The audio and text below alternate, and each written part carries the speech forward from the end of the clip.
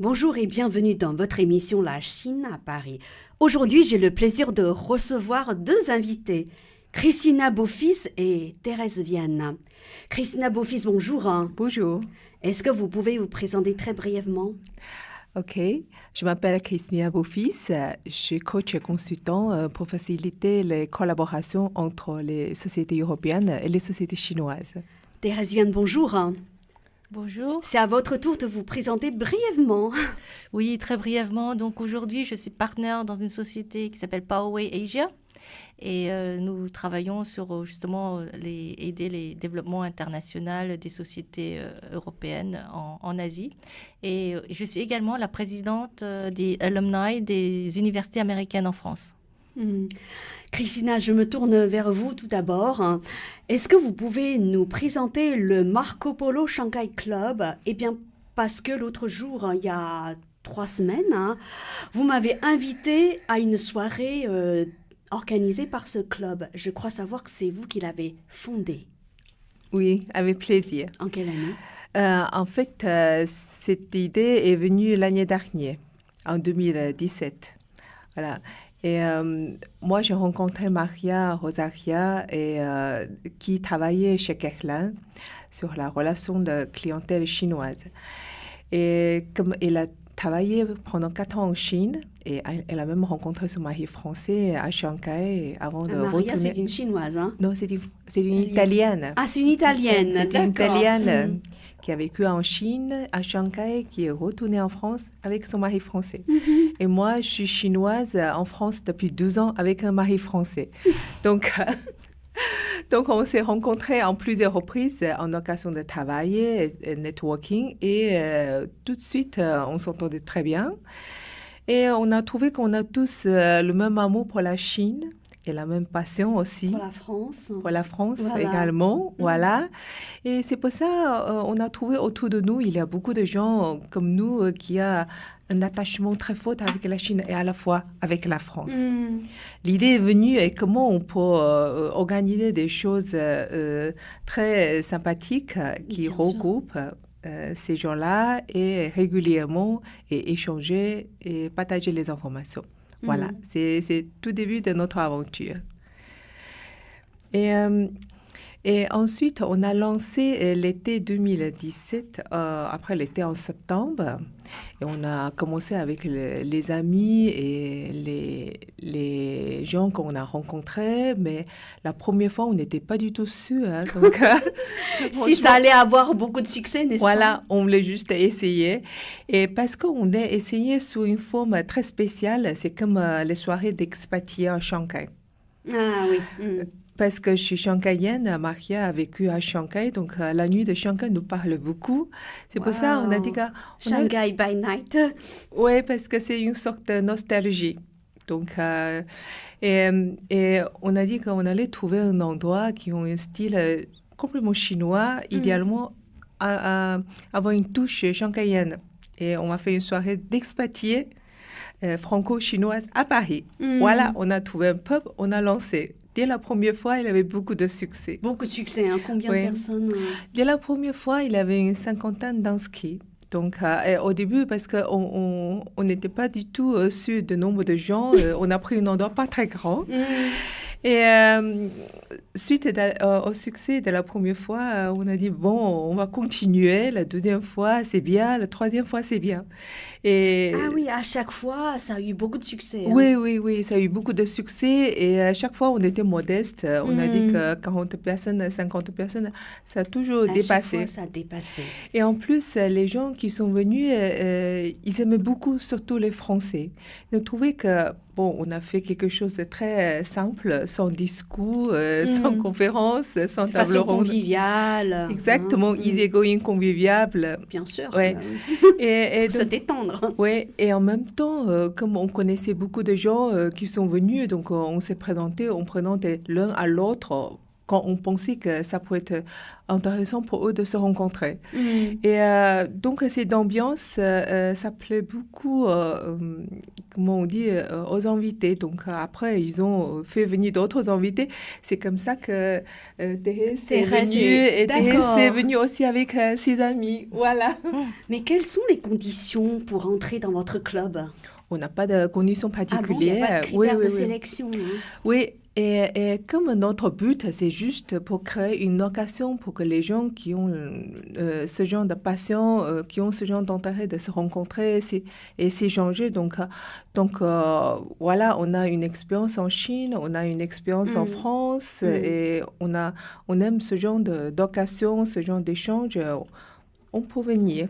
Voilà. Ouais. Et quand j'étais en Chine, en fait, je travaillais dans les grandes sociétés d'assurance vie.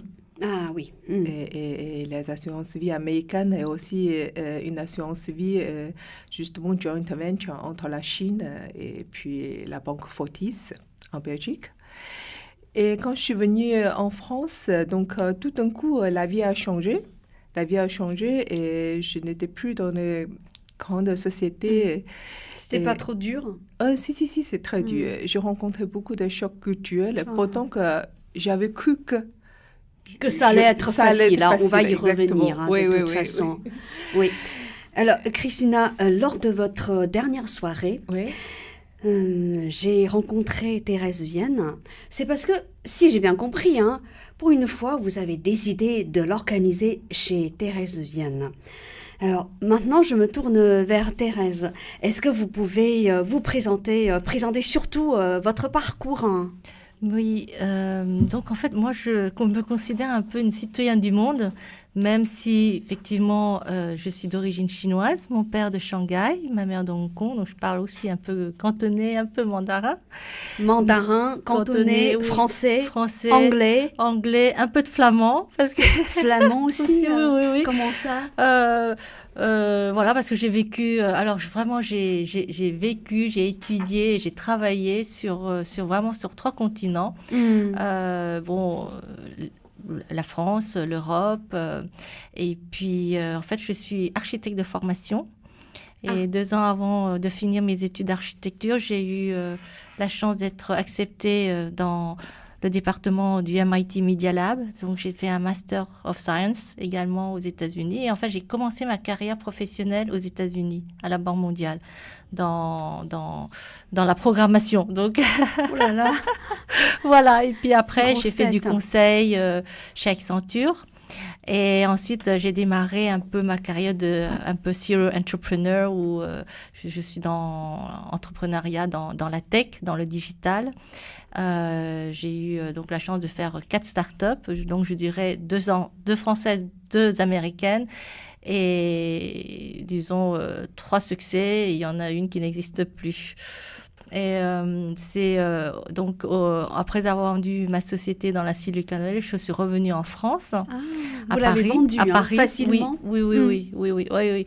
On surfait à l'époque donc d'internet, donc c'était avant les années 2000, donc ça, c'était vraiment le boom. Et en rentrant, donc en fait, je m'intéressais plus trop aux États-Unis parce que, oui, je me suis dit, bon, j'ai fait... C'est fini, c'est derrière vous. Voilà, c'est ça. J'ai fait ce que toute jeune personne aurait aimé faire, c'est faire une belle université, une grande université américaine, une des meilleures, et puis avoir fait sa start-up et vendu sa start-up.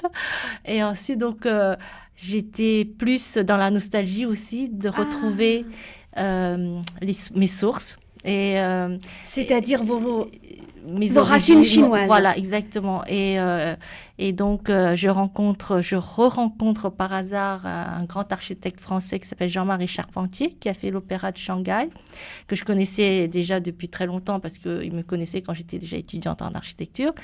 Et qui me demande, bon, alors, qu'est-ce que tu fais, Thérèse? Je lui dis, rien, j'ai pas de boulot, je viens de vendre ma boîte. Alors, il m'a proposé donc travailler avec lui. Donc, j'ai eu la chance de coopérer, collaborer avec ce grand architecte. Et on a fait de belles choses. On a pu construire le centre de R&D de L'Oréal, de Saint-Gobain, travailler avec Huawei et beaucoup de beaux projets également. Et voilà, donc ça, c'est aussi une étape de ma vie. Mm. Et donc, depuis 2005, j'ai eu aussi la chance de participer à certains voyages présidentiels en Chine, à partir de M. Chirac, M. Sarkozy, M. Hollande et dernièrement M. Macron. Donc, j'ai eu la chance d'être dans cet écosystème depuis 2005 et c'est ce que je continue à faire. Plus donc dans l'architecture, mais j'étais business angel et donc j'ai aussi implanté des sociétés que j'avais un peu financées. Voilà. Donc, mes axes, c'est vraiment la technologie et puis la Chine, le cross-border. Christine Beaufils, vous la connaissez depuis très longtemps? Alors en fait... Comment vous vous êtes rencontrés? Oui, on s'est rencontrés chez une amie. Avant la création de votre club, oui, bien avant. Marco Polo Shanghai Club. Oui, bien avant, Mm. bien avant. Et puis après, je me souviens plus comment on s'est retrouvés. Et on s'est retrouvés au MEDEF, fois, non au MEDEF et aussi aux conférences d'INSEAD. Ah oui, c'est ça, INSEAD. voilà, d'accord. Oui, parce que, oui, j'ai oublié de dire que j'ai aussi j'ai eu le mandat d'être la présidente des alumni du MIT en France. Mm. Et maintenant, j'ai repris une présidence un peu plus élargie, puisque je suis la présidente des alumni de toutes les universités américaines, une bonne partie. Voilà, donc, et c'est que dans ce cadre-là, et moi, en fait, j'avais eu l'idée de lancer un peu des salons littéraires artistiques chez moi, parce que j'ai un lieu, j'ai la chance de vivre dans un bel endroit, et c'est un peu aussi la nostalgie, et comme j'aime l'art, l'architecture, les technologies, donc en fait j'avais commencé, entre autres, toutes les activités que je fais, donc j'aime bien faire rencontrer les gens, les personnes. Comme Christina d'ailleurs. Voilà. Donc, et donc j'ai eu, par exemple, j'ai eu l'occasion de recevoir, je ne sais pas si vous la connaissez, Caroline Puel, qui est une grande journaliste. Caroline Puel. Donc j'ai fait un événement chez moi. Correspondante permanente de je ne sais plus quel journal français. Le Point, à Pékin. Oui, c'est ça. En fait, elle a vécu une trentaine d'années. En Chine. Elle avait publié son livre. C'est ça. Sur les, voilà. Et donc, vous la connaissez, Caroline Oui, très bien. Oui. Elle est où? Elle est à Pékin ou elle est en France? Je crois qu'elle est entre les deux. Elle est peut-être un peu revenue à Pékin. Mais à un moment, elle était en France. Et donc, j'ai eu l'occasion donc, de faire un événement chez moi. Justement, l'idée, c'est d'inviter des personnalités de l'art pour parler le plus possible avec la Chine, évidemment. J'ai aussi la chance de recevoir Christine Cailleul, qui a créé Yishuba à Pékin également. C'est un petit peu la Villa Médicis en Chine, c'est donc faire croiser les artistes chinois et français. Voilà, donc c'est un petit peu dans la suite de ces idées de faire un salon littéraire, artistique, mais alors, plutôt sélectionné. Donc, donc c'est très sélectif. Dans ce que je veux faire, oui, c'est plutôt assez sélectif. Oui, et pourquoi est-ce que c'est devenu Marco Polo Shanghai Club, ou alors ce sont deux idées différentes? En fait, ou alors vous avez fusionné vos idées. C'était une belle rencontre. Oui. Ouais. Comme avec Maria, on était en train de chercher voilà, des Maria. endroits. Alors qui est Maria justement? Maria, tout à l'heure, je expliquais un peu. En fait, Maria, elle est italienne. Là, on a bien compris. Et, elle est allée en Chine pour faire des études. Ensuite, elle a travaillé un peu en Chine pendant 4 ans. C'est pendant cette période elle a rencontré son mari voilà. français. Et puis, ils sont rentrés en France. Aujourd'hui, ils travaillent chez Guerlain. Voilà. Oui, pour le marketing à la clientèle chinoise. Voilà. La soirée à laquelle vous m'avez invitée, c'était la 3e soirée. Non, c'était le 4e. Non, c'était la 4e. La 4e. Ouais. Et pourquoi vous avez décidé de faire ça chez Thérèse Vienne? Voilà, c'est comme ce que je dis, c'était une belle rencontre. Et avec Maria, on était en train de chercher un lieu. Un lieu très spécial, à la fois chic et à la fois intéressant. Parce que notre idée, c'est de changer de lieu chaque fois. Chaque fois? Chaque fois. Wow. C'était pas facile. C'est du travail, hein? Oui, et avec une touche chinoise et en française, plus, en française. Ouais. Et c'est dans ce genre de recherche, une fois, je déjeunais avec Thérèse. Je dis, je cherche un lieu pour la prochaine soirée de Marco Polo Shanghai Club. Donc, elle m'a demandé c'était quoi l'idée et puis la demande pour un lieu. Donc, j'ai bien expliqué. Et mais d'un coup, Thérèse a dit, pourquoi pas vous ferez ça chez moi. Voilà, c'est ça. Et c'était vraiment une belle surprise, comme on s'est rencontrés bien avant. Je comprends mieux. On n'a pas eu l'occasion vraiment de collaborer. C'était très beau, hein, oui, un c'était lieu très beau. Vraiment, qui donne sur la scène, n'est-ce pas? Voilà, je n'en dirai pas plus. Voilà, exactement. Ouais. Et puis, je trouve que c'est un lieu qui a beaucoup de sens. C'est vraiment franco-chinoise. Et Thérèse, elle est d'origine chinoise. Elle a beaucoup de relations, réseaux dans franco-chinoise. Donc, voilà, c'est quelqu'un qui est aussi dans le même profil que nous. Et voilà, aujourd'hui, mon travail, c'est de faire le coaching et puis faire le consulting pour les sociétés françaises tout en travaillant avec une façon efficace avec les partenaires chinois. Donc, je rencontre beaucoup de Français. Il y a des expatriés qui sont rentrés de la Chine. Il y a des Français, simplement, ils travaillent régulièrement avec les Chinois en Chine. Donc, tous ces gens-là, ils ont le même intérêt. Ils ont même les liens, comme nous deux. Voilà, c'est pour ça, je trouve...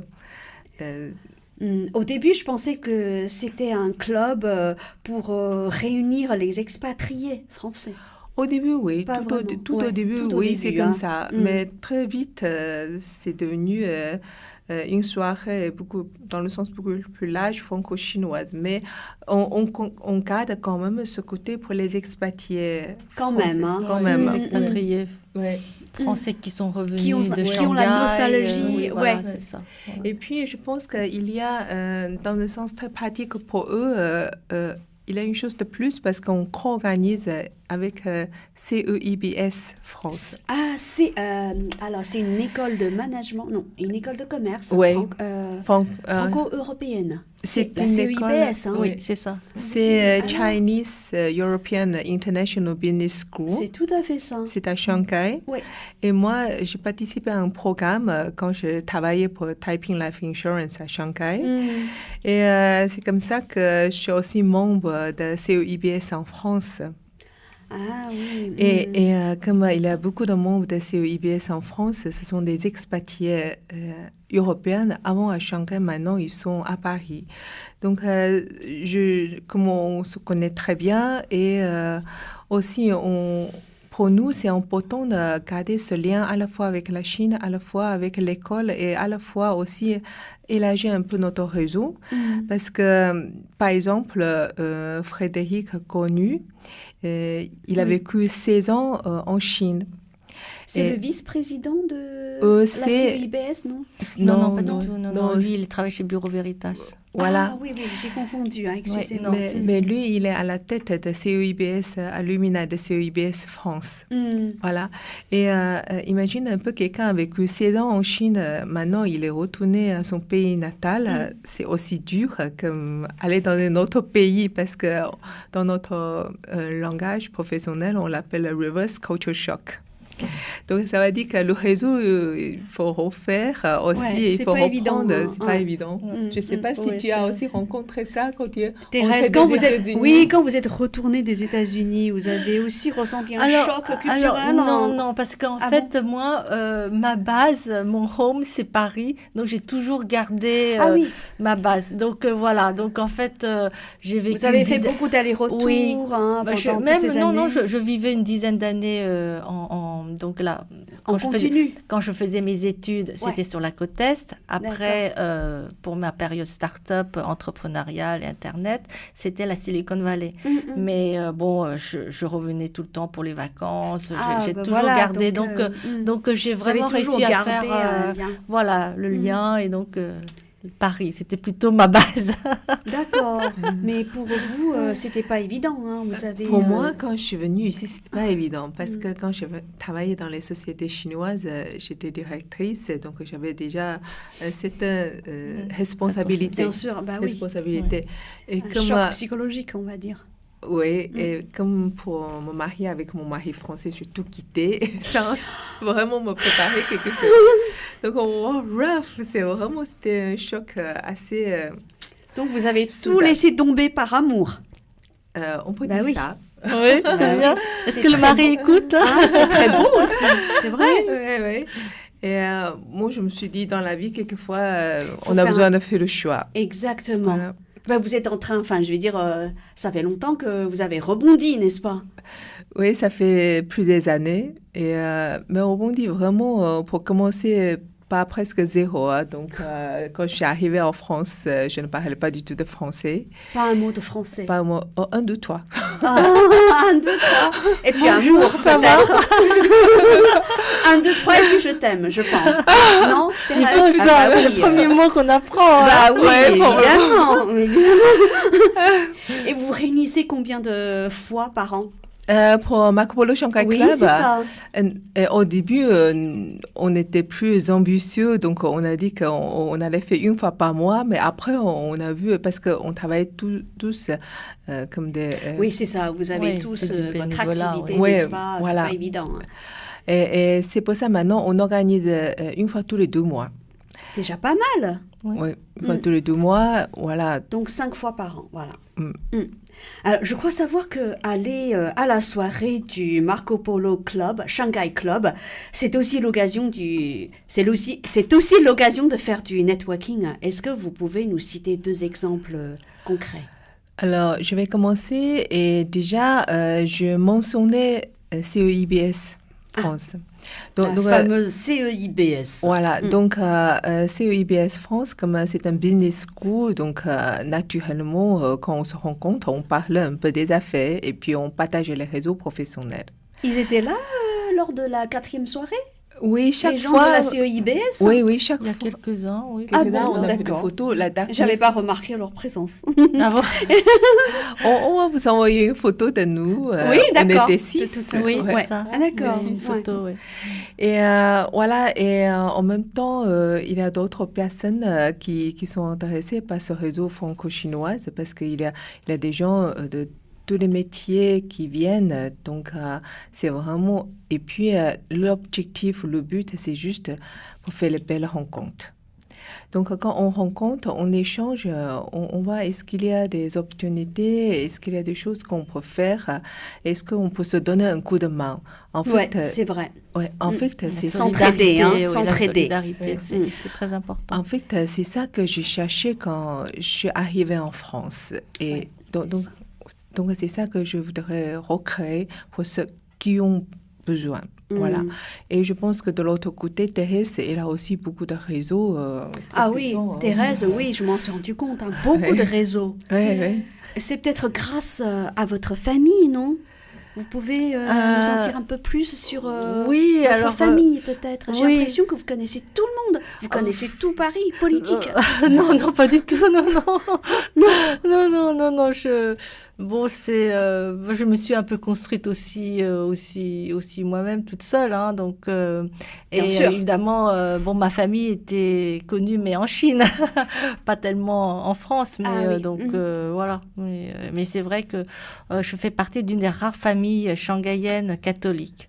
Donc, j'ai le bonheur, la chance d'avoir chez moi, je crois que je vous ai montré un peu les livres de ma généalogie, de mon nom Yuan. J'ai vu, oui. Je pense que c'est assez rare. C'est assez rare. Donc Oui, j'ai un j'ai vu trésor. ça. C'était J'ai un trésor. très impressionnant. Ouais. Maintenant, pour revenir à votre club, hein, est-ce que vous êtes fixé quelques objectifs précis pour les mois, les années à venir? Alors, on va continuer d'abord. Voilà. On va organiser une fois à la rentrée en septembre. À la rentrée, hein. Ouais. Et Mais- ça aura lieu où? Vous avez Voilà. trouvé l'endroit? Ce sera pas chez Thérèse, là. Pas tout de suite, on Ah, va bah, changer. un secret, alors. Mais je Ok. pense que Thérèse, elle va aussi participer à l'organisation Oui. si Ouais. elle le Bien sûr, avec souhaite. plaisir. Je connais en fait, comme je fais beaucoup pendant mon mandat en tant que président de Alumni, je faisais en fait une fois par mois des dîners-débats avec des patrons des sociétés du CAC 40 ou des grands économistes comme Thomas Piketty ou des grands architectes comme Paul Andreu, enfin bref. Hmm. Et donc, je connais effectivement pas mal de lieux à Paris. Donc, je pourrais aider à l'organisation avec Oui. grand plaisir. On le saura un petit peu plus tard, hein. Oui, pour l'instant, on garde ça comme un petit secret. C'est promis. Voilà. À très bientôt alors. Merci Merci. beaucoup.